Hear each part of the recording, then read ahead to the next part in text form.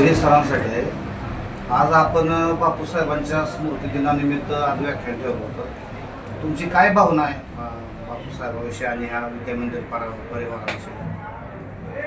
आज कैलासवासी चंद्रशेखर विश्वनाथ तथा बापूसाहेब झपके सांगोल्याचे बापूजी या नावानं सुपरिचित आहेत, सर्व परिचित.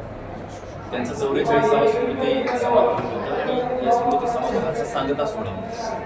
या सांगता सोहळ्यात संस्थेने मला निमंत्रित केलं. बापूसाहेबांच्या बद्दल ज्यावेळी मी जाणून घेतलं किंवा मला समजलं त्यावेळी मला फार आश्चर्य वाटलं की देशप्रेमानं एवढं ओतप्रोत भरलेले आणि देशप्रेमाच्याही पुढे जाऊन समाजाप्रती इतकी दातृत्वाची भावना असलेली एक व्यक्ती सांगोल्याच्या इतिहासात त्या ठिकाणी आहे. आणि त्या जाणीवेतून मला फार अभिमान किंवा आदर वाटला की या कार्यक्रमाला आपण जायला हवं. त्या दृष्टीनं मी आज इथे उपस्थित आहे.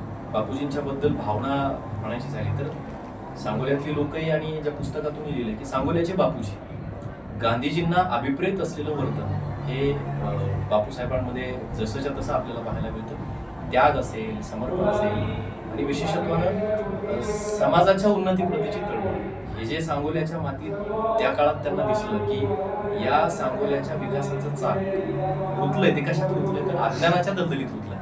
ते बाहेर काढायचं असेल तर त्यातलं शिक्षण नावाचा आरो फिरवावं लागेल आणि म्हणून त्यांनी माध्यमिक शिक्षणाचं आरो फिरवलं आणि एक प्रगतीच्या दिशेनं सांगोला मार्गस्थ झाला.